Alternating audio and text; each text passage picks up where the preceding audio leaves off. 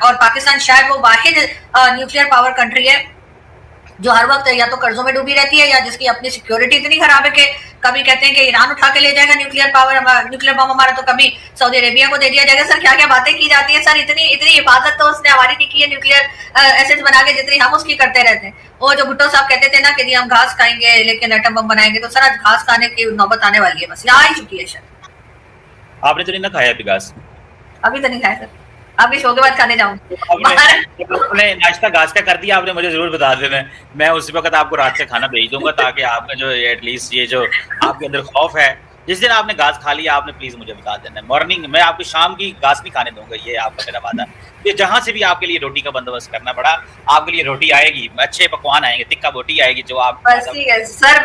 Address आपके पास है मेरा, आप घर आ चुके हैं, आप भेज दिएगा, आज भेजिएगा क्योंकि मेरा आज प्लान है घास खाने का। आपने बस घास खाने की तस्वीर भेज देनी है मुझे, और एक मतलब एक और मैं मेरा काम देखे, फिर बाकी फिर मेरे पे छोड़ दें और फिर मेरी फुर्तियां देखें उस पर। मैडम मतलब आपने इतनी पिक्चर बना दी। देखें ये न्यूक्लियर वेपन ही है। नरेंद्र मोदी साहब जो है ना, ठीक है जी, वो रोजाना हमला कर देते थे, आओ पाकिस्तान पे हमला करें, ठीक है जी, आओ पाकिस्तान पे हमला करें, तो मैडम वो ये वेपन्स और ये सारी चीजें रोकती हैं उनको, वरना देखें सर आप देखें न्यूक्लियर वेपन जब बना ना, पाकिस्तान ने जब हासिल किया है 98 में शायद, if I am not wrong, उससे पहले भारत ने हमारे ऊपर कितने अटैक किए, हमें अटैक करते रहते थे, और उसके बाद कितने अटैक किए, मतलब वो जो अभी लंदन वाला अटैक था वो भी बात का है, जो अभी ऑपरेशन सिंदूर है वो भी बात का है। तो सर वो तो हमारे न्यूक्लियर वेपन से डर ही कोई नहीं रहे, जो हमें लग रहा था कि अगर हमारे पास ये होगा तो भारत तो कभी अटैक ही नहीं करेगा। मैं कहता हूँ बिल्कुल ठीक कह रही है, मैं कहता हूँ बिल्कुल ठीक है, आप जो कहती हैं सही कहती हैं। आपने देखें किसी वक्त भी घास खाना है, आपकी बातों को मैं इजी नहीं लेता। मुझे सिर्फ आप इतना बताएं, जस्ट यू नो, ये जो चीज़ है कि इंडिया पाकिस्तान पे हमला करता है, तो जो पाकिस्तान की डिटेरेंस है वो तो न्यूक्लियर वेपन से ही है। ईरान के ऊपर अमेरिका हमला करता है, अमेरिका को पता होता है इसने क्या कर लेना। इंडिया को पता है कि पाकिस्तान ने आगे से जवाब देना है, हमारे जहाज़ गिराएगा, तो लगा वो खामोश बैठे रहते हैं। मतलब आप जो इस्लामाबाद में ये सारा टाइम टिप टॉप घूमती रहती है ना गाड़ी पे, कभी इस कॉलर पे कभी उस शॉप पे, इधर से कपड़े उधर से, ये थैंक्स टू पाकिस्तान की military establishment and political leadership and Pakistan scientist and academics and researchers, जिन्होंने ये सारा काम किया। तो आप ये टिप टॉप होकर ना घूमती, मतलब अगर ये हमारी सिक्योरिटी ना होती। मैडम हाँ, इस चीज़ से मैं एग्री करता हूँ कि इनको ये थोड़े से ये सिक्योरिटी मामला जो है इस तरह के करने चाहिए कि ये चिकन जो है घास, तो आप मैडम घास पहुंच गया, क्योंकि आपने कहा है कि वो घास भी खाने पे मजबूर हो जाएंगे, सड़कें बंद हैं, तो वो घास पहुंच गया आपका? सर मुझे ये बताइए ना, कि आखिर जो आम आदमी है वो बेचारा कहाँ गया? आपको सर मजाक लग रहा है? क्योंकि आपको तो उधर से गेट नंबर 4 से भी चेक आ जाता है सर, मुझे तो नहीं आता। तो सर बात सारी ये है सर, आप इतना बड़ा थिंक टैंक के मालिक है सर, आप करोड़ों, मतलब सर आप ऐसे अपने कपड़े भी झाड़ेंगे ना तो सर पता नहीं कितने लाख डॉलर वैसे ही गिर जाएंगे। लेकिन सर मुझे ये बताइए सर, तो सर आम आदमी बेचारा क्या करे सर? उस बेचारे को इतना फ्यूल प्राइस बढ़ा दिया है, ये जेब भी खाली, दोनों आपके सामने कार्ड लेके घूमते हैं सर, कार्ड लेके घूमते हैं ना आपको। लेकिन सर बात सारी ये कि sir on the serious note sir, आम आदमी जो है उसको क्या हासिल हो रहा है इनकी इस पीस टॉक से या इस न्यूक्लियर पावर होने से? उस बेचारे के घर में रोटी तो नहीं आ रही है, उसको यही न्यूक्लियर और जो है बन के यही बम खिलाने, क्या खिलाने का शौक है। तो सर जब तक आम आदमी की हालत ठीक नहीं होगी, पाकिस्तान की इकोनॉमी ठीक नहीं होगी, आम आदमी की इकोनॉमी ठीक नहीं होगी, सर किसी चीज का कोई फायदा। सर मेरे घर के सामने मार्केट है, वहां पे मैं सब्जी वाले से बात कर रही थी, उसकी सब्जी नहीं आ पा रही थी, वो जो रोड बनती, तो सर वो कह रहा था कि भाई हमने कहा भाई हम तो न्यूक्लियर पावर है, आप किस बात को रो रहे हैं कि जी रोड बंद है और सामान नहीं आया? तो वो कहने लगा सर इनको चाहिए हमारे सर पे मार दे। सर आम आदमी की बात कर रही हूँ। जो मैडम ये बताएं कि आपको नहीं लगता कि पाकिस्तान की प्रोफाइल बेहतर हो रही है दुनिया में? हमारे यहाँ कारोबार भी सर पीस टॉक से तो जरूर हो रही है सर, प्रोफाइल बेटर हो रही है, लेकिन सर हमारे कारोबार करने कोई नहीं है सर। कारोबार करने के लिए लोग भारत चले जाते हैं, पैसा चाहे वो ट्रम्प हो चाहे वो एमबीएस हो, सर वो पैसा जाके वहां लगा देते हैं इंडिया में, और सर हमारे पास आते सिर्फ लोन मिल जाता है हमें, कभी आईएमएफ से, कभी वर्ल्ड बैंक से, कभी सऊदीया से। सर यहाँ इन्वेस्टमेंट करने तो कोई नहीं आता। भारत में जाके सर वो 100 बिलियन ऑफ डॉलर्स की इन्वेस्टमेंट कर देते हैं, कश्मीर तक में उनके साइड पे कश्मीर है वहां इन्वेस्टमेंट कर देते हैं। हमारे तो कभी नहीं कहा कि आइए आपकी साइड कश्मीर पे हम कोई एजुकेशन सिस्टम उसका कर देते हैं, कोई यूनिवर्सिटी बना देते हैं, कोई मॉल बना देते हैं, ऐसा हमें तो कभी एमबीएस ने नहीं कहा। हमें तो सर वो 2-4 टन जो है या मन टन क्या सर वो खजूरें भेज देते हैं अगर कुछ हो जाता है ईद वगैरह। तो सर हमारे तो कोई इन्वेस्टमेंट नहीं आ रही। कौन सी इन्वेस्टमेंट आ रही है? चले मैडम आपकी मर्जी है, आप जो। अमेरिका भी सर इन्वेस्टमेंट भारत में जाके करता है, सऊदीया भी वहां जाके करता है, गल्फ कंट्रीज भी वहीं जाकर करती है। सर हमारे यहाँ वो लोन तो दे देते हैं लेकिन इन्वेस्टमेंट नहीं करते, क्यों? क्या वजह है? चाइना की वजह से डर गए कि चाइना ने जो किया सीपीसी में तो उसे रिटर्न कुछ नहीं मिला। ये अमेरिकन ने 4 माह पहले $1.5 अरब की इन्वेस्टमेंट की है बलूचिस्तान की। कहाँ सर वो लोन होता है, वो इन्वेस्टमेंट नहीं होती है, वो लोन होता है। और यार सुन तो लेना, बुरी लगी होगी आपको बात, लेकिन सुने, आप जाके देखें एक्सिम बैंक यहाँ पे जो अमेरिका के चार्ज डे फेयर है, उन्होंने खुद उसकी अनाउंसमेंट की थी। बुरी लगी होगी बात आपको, लेकिन मुझे क्यों बुरी लगी सर? मैं सबसे ज्यादा खुश होगी अगर अमेरिका और दूसरी कंट्रीज पाकिस्तान में अगर इन्वेस्टमेंट करें, हमें लोन देना बंद कर दें, उसके बजाय इन्वेस्टमेंट करें और हमें लोन देना बंद कर दें, हमारे इन्वेस्टमेंट करें, ट्रेड वगैरह हो तो सर दूसरों के जरिए दिलवाता है ना सर, दूसरों के सऊदिया के जरिए दिलवाता है सर, वो अमेरिकन पैसा ही होता है। कभी कभार सुन लिया करे सर मेजर गौरव आर्या को, सर ऐसी कोई बात नहीं यार। मेजर गौरव आर्या को अगर आप सुनती हैं तो फिर तो आप जो है ना, आप तो मतलब आपने, अब आपको सोर्स पता चल गया मुझे। बस नहीं सर, कभी कभार कह रही हूँ सर। इस इंटरव्यू को यहीं पे खत्म हो जाना चाहिए, इस इंटरव्यू को यहीं पे खत्म हो जाना चाहिए। अच्छा, नहीं सर, मेजर साहब की बात नहीं है सर, और भी बहुत से लोग ये एग्जांपल देते हैं कि पाकिस्तान को जो पैसा इस वक्त भी सऊदिया से मिला है, वो दरअसल पाकिस्तान को अमेरिका ने देना था और सऊदिया के जरिए दे दिया है। ठीक है, डायरेक्ट नहीं देते, वो सऊदिया किसी और के जरिए लोन दे देते हैं। एक बात कहूँ मैं आपको, बुरा नहीं, आप तनकीद जरूर करें, लेकिन इलॉजिकल बात, ऐसी बात जिससे आपकी क्रेडेंशियल एक्सपोज होंगे, आप रिसर्च करके नहीं आई, वो नहीं करनी चाहिए। एंड अगले की अगर एक तो सर सऊदिया पैसा क्यों रोक देता है? जब अमेरिका से हमारे टर्म्स खराब होते हैं तो वो क्यों पैसा रोक देता है? अगर ये अमेरिका के कहने से ही तो सऊदिया दे रहा है और उसी के कहने से वापस भी मांग लेते हैं। अब अचानक से बैठे बैठे यूएई को क्या ख्याल आएगा, उसने कहा अभी मुझे $3.5 बिलियन वापस करो, और वो सारा का सारा पैसा तकरीबन हमने एमबीएस से लेकर उधर पहुंचाया। वो उधर से देते रहे, हम इधर से पहुंचाते गए। हमने टोटे करके सर पहले 2 बिलियन दिए, फिर 1.5 बिलियन दिए, तो सर ये सब उधर से लेकर इधर दे रहे हैं, और बीच में अमेरिका है सर। इसीलिए हमें अमेरिका से ऐसे कौन से लड्डू मिल रहे हैं जो खाली तारीफें करते रहते हैं डोनाल्ड ट्रम्प की। नहीं मानेंगे सर, आप क्या करूं सर, मैं तो कह के थक गई। मैंने एक दफा सुना था कि जब बंदे को कोई रोग लग जाए ना, रोग, तो उसका कोई इलाज नहीं होता। आपको पाकिस्तान का रोग लग गया मैडम। सर मैं चाहती हूँ पाकिस्तान अपने पाँव पे खड़ा हो, मैं चाहती हूँ पाकिस्तान अपने पाँव पे खड़ा हो, पाकिस्तान किसी से लोन मजबूरी में ना मांगे, पाकिस्तान के ये मजबूरी ना पड़ी हो कि अगर हमें कर्जा ना मिला तो हम मुल्क कैसे चलाएंगे, एनर्जी नहीं होगी। उसकी वजह क्या है? क्योंकि आप सच और झूठ को इस तरह मिक्स करती हैं। जिस बंदे की, देखें, आपकी दुकान कभी बंद नहीं होगी, ठीक है, हर बंदे की दुकान बंद हो सकती है, आपकी दुकान कभी नहीं बंद हो सकती, क्योंकि फैक्ट तो आपने उसकी तो आप वैसे ही तबाही फेर देती है ना, उसकी तो आप जिंदगी तबाह बर्बाद कर देती हैं। सर तो क्या सुन लीजिएगा, सुन तो लेना मैडम यार, आप तो एक सेकंड सुन तो लेना। जब फैक्ट होता है ना, फैक्ट, उसका तो आपसे कोई ताल्लुक नहीं, आपका ताल्लुक है स्पेकुलेशन से। आपके ऊपर चढ़ गया रूप, जो आप सुनती हैं ना, वो शाम को जाती हैं वहां पे एक नेबरली कंट्री के मीडिया पे, वो जो स्पेकुलेशन आप वहां से लेती हैं ना, अब आपने उनको कोट करना भी शुरू कर दिया है। तो मतलब बिस्मिल्लाहिर्रहमानिर्रहीम पढ़ ले आपके बारे में। एक अकेला वो गौरव आर्या है जिनको मैंने कोट किया है, मैंने और किसी को कोट किया भी नहीं है, लेकिन ये उनकी भी मैं सिर्फ एक वीडियो की बात कर रही हूँ, सारी वीडियोस की बात नहीं कर रही हूँ मैं उनकी। मैडम आप एक काम करें, जब आप ऐसे लोगों को मिलती हैं, मेरे साथ भी तो वाइस पार्ट आती हैं और भी बहुत सारे वाइस, अपने आप को डिटॉक्स किया करें, आप खुद भी रीडिंग किया करें, स्टडी किया करें। देखिए सर आप भी कर लिया करें, किताबें हमने पीछे रखी है सर, उस पर मट्टी पड़ी हुई है, झाड़ भी दिया करें, कभी किताबों को टच करेंगे तो साफ भी हो जाएंगे।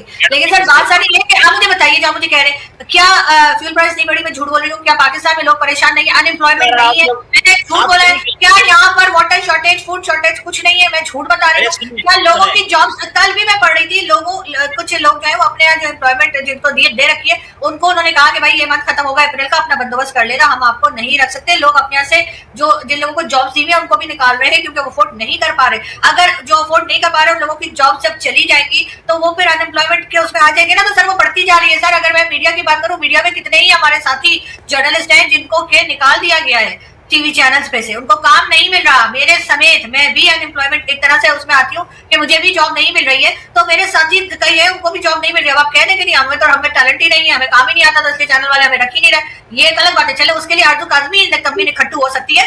क्या सारे लोगों का यही हाल है जिनके पास जॉब नहीं है, जो बाहर घूम रहे बेचारे के, जो प्रोड्यूसर थे और एंकर्स थे और क्या क्या थे? तो सर इसी तरीके से हर ऑफिस का यही हाल है, हर जगह पे लोगों को यही हाल हो रहा है। यहाँ तक कि वो फूड पार्टनर जिससे आप खाने वाने मंगाया करते हैं, सर वहां से भी लोगों को निकाला जा रहा है। तो सर अनएम्प्लॉयमेंट बढ़ रही है, लोगों की हालत खराब से खराब हो रही है, और हमें ये पड़ी हुई है कि नहीं जी हमने तो जंग रुकवा दी, बहुत अच्छा किया जंग रुकवा दी, आई विश के पाकिस्तान तमाम दुनिया की लड़ाइयां बंद करवा दे, लेकिन सर अपने लोगों का भी सोच ले, दो रोटी जो लोग खाते हैं उनको दो रोटी जो है किसी तरीके से गवर्नमेंट प्रोवाइड कर दे तो अच्छा होगा। सिर्फ ये कह के कि जी हमारा तो डिफेंस बड़ा मजबूत है, हमने तो भारत को जहाज गिरा दिया, हमने तो अफगानिस्तान में ये कर दिया, सर उससे आपके आम आदमी की टेबल पे या उसके सामने दस्तरखान पे उसके खाना नहीं आएगा। ये बात समझने की है। और एजुकेशन भी नहीं मिल सकेगी उनके बच्चों को, हेल्थ सेक्टर में भी कुछ नहीं हो पाएगा। लेकिन ये बात आप कहेंगे कि मैं मसाला लगा रही हूँ, मैं अपनी दुकान चला रही हूँ, तो सर इस वक्त मैं आपकी दुकान पे बैठी हूँ।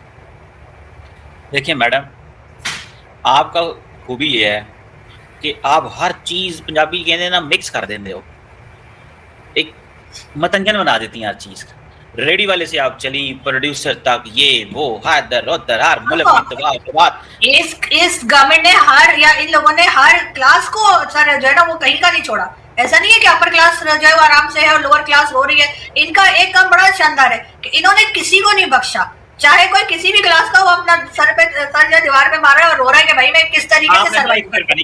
एक मेहरबानी करनी, आपने मुझे घास खाने की तस्वीर भेजनी, क्योंकि आपने कहा बहुत करीब आ चुके हैं हम घास खाने के। ठीक है, ऐसे मैडम आपके पीछे ये इतना कुछ पड़ा हुआ, ये बेचते बेचते अभी 2-4-5 साल तो गुजर ही जाएंगे आपके। सर किताबें हैं ये, सर किताबें हैं, किताबें, वाह किताबें आप चाह रहे हैं कि मैं बेचना शुरू कर दूं? नहीं ये तो किताबें, और उनमें से भी आधे से ज्यादा किताबें उन लोगों की हैं जिनको आप पसंद नहीं करते, तो बस रहने दें। मैडम मैं तो आपको भी नहीं पसंद करता, इससे क्या फर्क पड़ता? हाँ लेकिन सर में मसला ये होता है कि आप दुनिया में जरूरी नहीं है किसी को पसंद करें या ना करें, मतलब आपने तो बात करनी होती है, गप मारनी होती है, जानना होता है। पसंद ना पसंद तो मतलब आप बहुत सारे, आप कई लोगों को मुझे कोई फर्क नहीं पड़ता सर, मैं पसंद नहीं हूँ सर, मुझे कोई फर्क नहीं पड़ता, लेकिन आप तो चीजें बेचने की बात कर रहे थे तो मैं इसलिए कह रही थी कि किताबें हैं और किताबें उन लोगों की जिन्हें आप पसंद नहीं करते और किताबें मैं बेचा नहीं करती। कौन कौन से नाम है, जरा नाम लें मैडम। सर मैं नाम क्यों लूं? आप 5 नाम लें जो मुझे नहीं पसंद, ये जो पीछे हैं। डॉक्टर जयशंकर आपको किसी डॉक्टर जयशंकर, उनकी बुक है यहाँ पे, तिलक देवेश्वर साहब की बुक है यहाँ पे, कर्नल दानवीर की बुक है यहाँ पर, गौरव सावंत की बुक है, और बताइए और किस किस का नाम? गौरव सावंत कितनी प्रोपेगेंडा है यार, मतलब वो तो है। मैंने कहा ना जिनकी बुक से वो आपको पसंद नहीं होंगे। जयशंकर को मैं पसंद करता हूँ, मैंने हमेशा उसको पसंद किया, और आपने पहला नाम ही गलत लिया। ठीक है, जयशंकर तो मेरा फेवरेट तरीन डिप्लोमेट है। आजकल जब से जंग हुई है उसके बाद तो उनके थोड़े से उनका दिमाग थोड़ा बेचारों का हिल गया। आपने याद होगा वो एक हॉलैंड के टीवी को इंटरव्यू दे रहे थे, तो उसने कहा where was the United States in this India Pakistan ceasefire, United States was in the United States. मतलब वो तो तब से हिले हैं, उससे पहले तो ही वाज वेरी गुड। उससे पहले तो उनकी क्या बात थी, बल्ले बल्ले थी उनकी, तो मैं तो उनका फैन था बड़ा उनका।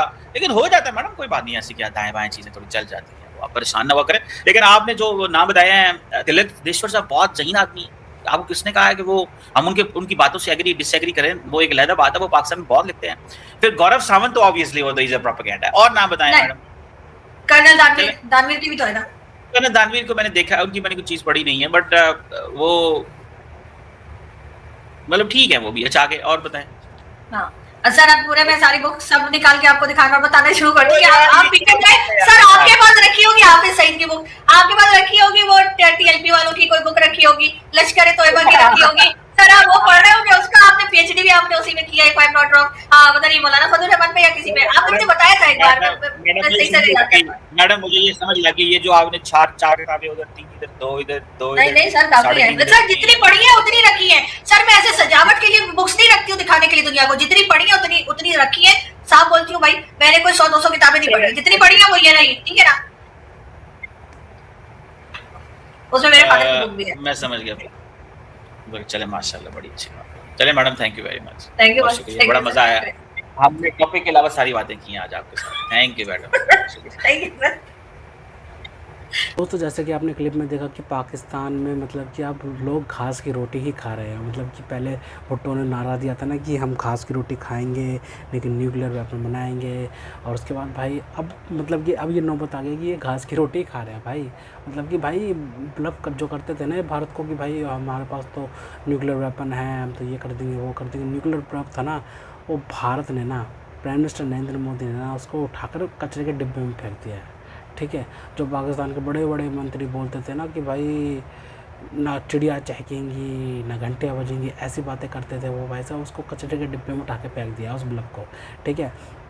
क्योंकि भारत भाई साहब डरता किसी से है नहीं, ठीक है भाई साहब। जो भारत ने मतलब कि ऑपरेशन सिंदूर में करके दिखाया है ना भाई, वो बड़े बड़े देश नहीं कर सकते भाई, ठीक है। मतलब कि भारत ने इतना सटीक प्लान किया, सबसे पहले तो इतनी अच्छी प्लानिंग करी ऑपरेशन सिंदूर की, सटीक मतलब कि हमले किए। उसके बाद भाई साहब काम ख़त्म करके हम वापस भी आ गए और अपनी शर्तों पे सीज़ फायर भी करवा दिया भाई। ये देखो ना, ये है पावर भारत की भाई, ये है आज की पावर भाई, ठीक है। और पाकिस्तान मतलब कि कह सकता है भाई साहब कि हाँ हमने तो जहाज़ गिरा दिए गिरा दिए। उनको भी तो चूरन बेचना है ना, उनको चूरन बेचना है ना अपने आवाम को कि भाई साहब देखो हमने भारत के जहाज़ गिरा दिए, ये गिरा दिए। भाई साहब अगर गिराया तो प्रूफ दे दो भाई साहब। प्रूफ तुम पे देने के लिए कुछ है नहीं। इनके ख्वाजा आसिफ से इंटरव्यू में पूछा गया था ना कि आपने मतलब कि जो जहाज़ गिराए हैं उसके प्रूफ दे दीजिए ना। मतलब उसने कहा कि वही it's all on social media, it's all on social media बोल के वो अपना पल्ला झाड़ के वो निकल गया, ठीक है भाई साहब। उसके बाद एक और सवाल उससे पूछा गया कि पाकिस्तान के आतंकवादियों को पालता है, तो उसने बोला कि ये डर्टी काम तो हम तो बरसों से दशकों से करते आ रहे हैं, ठीक है। ये हमने यूनाइटेड किंगडम के लिए भी किया है और उसके बाद भाई हमने अमेरिका के लिए भी किया है। और यही ख्वाजा आसिफ है पाकिस्तान का डिफेंस मिनिस्टर, जो अभी हाल ही में 2-4 महीने पहले उसने बोला है कि पाकिस्तान ने हमें मतलब कि टिश्यू पेपर की तरह इस्तेमाल किया है। अमेरिका ने पाकिस्तान को टिश्यू पेपर की तरह इस्तेमाल किया है, उसके बाद उसने फेंक दिया उसने फेंक दिया। ये बोल हैं पाकिस्तान के डिफेंस मिनिस्टर के। और भाई साहब ये कहते हैं कि भाई साहब हम भारत को भाई न्यूक्लियर ब्लफ दिखाएंगे। ब्लफ दिखाने का भाई साहब ज़माना नहीं रह गया भाई। ये दौर है सिर्फ और सिर्फ तरक्की का। इस दौर में जिसने तरक्की कर ली है भाई वो बन जाएगा आगे, पावरफुल इकनॉमी में शामिल हो जाएगा। और जो पाकिस्तान भाई साहब और जो देश अभी मतलब कि भाई सिक्योरिटी खेल रहे हैं ना, सिक्योरिटी देते फिर रहे हैं पाकिस्तानी, और उसके बाद भाई साहब मीडिएटर का रोल निभा रहे हैं। अपनी इकनॉमी में कोई ध्यान नहीं देना, अपनी कोई इकनॉमिक गतिविधि नहीं करनी, डेवलपमेंट नहीं करनी। सबसे बड़ा पाकिस्तान का दुश्मन पता कौन है? ये अमेरिका, डोनाल्ड ट्रंप सबसे बड़ा दुश्मन है। पूछो कैसे? क्योंकि ये ट्रंप जो है ना मतलब कि पाकिस्तान को अपने पैरों पे खड़ा होने नहीं देना चाहता भाई। सबसे बड़ी बात तो यही है, ठीक है। जब पाकिस्तान सोचता है ना कि हम थोड़ी इकनॉमिक गतिविधि बढ़ाते हैं, कुछ करते हैं, तो ये हमें ट्रंप जो है ना इनको इन्वाइट कर लेता है, ठीक है। आसिम मुनीर को इन्वाइट कर लेता है और शहबाज शरीफ को इन्वाइट कर लेता है। उसके बाद कहता है ये लो तुम्हारी थाली में ऐसी ऐसी चीज़ें मैंने परोस दी हैं, मौज करो मस्ती करो, लेकिन अपनी इकनॉमिक गतिविधि ट्रेड वगैरह के बारे में मत सोचना। तुम हमारे लिए काम करोगे, तुम हमारे बंदे हो। टुकड़े फेंकता है ट्रंप और उसके बाद पाकिस्तान मतलब कि भाई लपकने के लिए तैयार रहता है, ठीक है। क्या बोलते हैं मतलब कि उनको लॉलीपॉप दिखाता है। क्या बोलते हैं ट्रंप?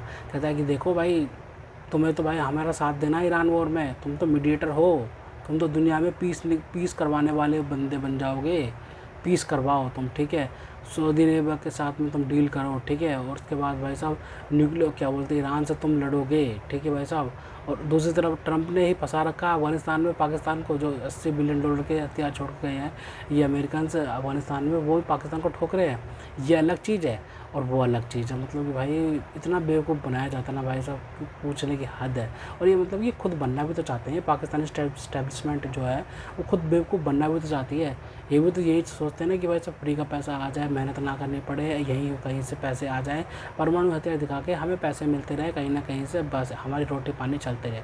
अब आम जाए भाड़ में, इनको क्या करना है, ये तो हमें टैक्स पेयर के लिए। भाई साहब एक ये है कि पाकिस्तान एक दुनिया में एक वाहिद कौम है, मतलब ये एक लौता कौम है, लौती कौम है जो भाई मतलब कि जिन्होंने 25 करोड़ आवाम टैक्स पे करने के लिए रखनी पड़ी है। उनके लिए कोई सहूलियत नहीं करनी, कुछ नहीं करना भाई, सब टैक्स पे करने के लिए उनको रखा गया है, ठीक है। ये टैक्स पे करेंगे और उसके बाद भाई इनको अगर ये सवाल पूछेंगे तो कह देंगे देखो हमने तो भारत के जहाज़ गिरा दिए, भारत तो तुम्हें आ जाएगा खा जाएगा, हमें खा जाएगा, भारत तो बैठा पड़ा है, भारत तो हमें आ जाएगा खा जाएगा, ऐसे बोलते रहते हैं भाई सब पाकिस्तान को। क्योंकि पाकिस्तानियों को ये समझते, पाकिस्तानियों को भाई पढ़ने भी लिखने भी तो नहीं देते ना, कोई ढंग की यूनिवर्सिटी नहीं है पाकिस्तान में, कोई ढंग का सिस्टम नहीं है एजुकेशन का।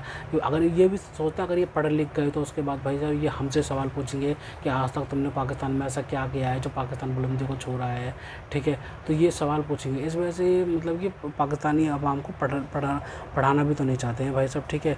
और यही पाकिस्तानी को मतलब कि पाकिस्तान मतलब कि ऐसा पूरी दुनिया में एक लौता देश है जो कि भाई साहब परमाणु हथियार वाला, ठीक है जो भिखारी है, ठीक है, जो भीख मांगता है, सारी दुनिया से भीख मांगता है भाई साहब।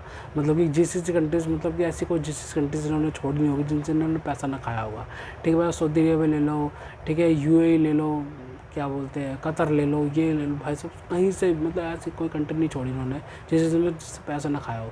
उसके बाद भाई यूएई ने अभी पैसा मांग लिया था ना इनसे, वापस निकालो हमारे $3.5 बिलियन, ठीक है, जो पाकिस्तान अभी जुटाने में लगा पड़ा है। पाकिस्तान ने कहा है कि 2 बिलियन दे सकते हैं, 2 बिलियन हम दे देंगे आपको कहीं ना कहीं से मांग तांग के, ठीक है। चाइना देगा नहीं इनको, सऊदी अरेबिया जब देगा, जब फौज भेजेंगे भाई साहब ईरान से लड़ने के लिए, ठीक है। सऊदी अरेबिया ने मना कर दिया है, ठीक है भाई साहब। ये कहाँ से बदलाएंगे अब? फिर उसके बाद ये IMF के दर पे फिर से पहुँच गया है कि भाई साहब नया लोन दे दो, ठीक है, पिछला जो है रोल ओवर कर दो भाई साहब। ये ऐसे करते रहते हैं, ठीक है। ये बस चूरन देते रहेंगे अपने आवाम को। और भाई ट्रंप जो करता है ना भाई साहब, मतलब कि ट्रंप को जो अपने बाप बना रखा है ना उन्होंने, बेटा बहुत जल्दी उनको पता चलेगा कि कैसे झटके लगेंगे, ठीक है। मतलब ये मीडिएटर का रोल निभा रहे हैं ना, मतलब मीडिएटर का रोल निभाओ, बहुत बड़े तरीके से निभाओ, कोई दिक्कत नहीं है भाई साहब, और भी निभाओ, ठीक है। लेकिन बाद में तुम्हें जो फटके पड़ेंगे ना, फटके पड़ेंगे वो ट्रंप की तरफ से पड़ेंगे, ठीक है। ट्रंप ने मतलब कि पाकिस्तान का, मतलब कि भाई साहब, मतलब कि पैसा तो बहुत दिया, कंटेनर में पैसे भर भर के अमेरिका ने दिया पाकिस्तान को, लेकिन इतना कुछ वसूला है ना पाकिस्तान से जो कि आज तक कीमतें चुका रहा है पाकिस्तान। अफ़गानिस्तान में देख लो, सबसे बड़ा उदाहरण अफ़गानिस्तान में है। पाकिस्तान TTP ठोकते हैं इनको भाई साहब, और अभी वॉर चली पड़ी है अफ़गानिस्तान से, तो भाई वो ही चीज़ है भाई, वही चीज़ तो करके गया है वो अमेरिका, ठीक है। मतलब कि भाई अमेरिका निकल जाता है लेकिन पाकिस्तान की ठुकाई चलती रहती है। तो खैर, तो दोस्तों, अगर आपको हमारी ये वीडियो पसंद आई तो कम से कम व्हाट्सएप पर जरूर शेयर कीजिएगा, साथ साथ चैनल को सब्सक्राइब करके हमारा मनोबल जरूर बढ़ाएगा, ताकि हम आपके लिए ऐसी ही मनोरंजन बनाते रहें। तो गाइस, मिलते हैं आपसे अगली वीडियो में, तब तक ले जय हिंद।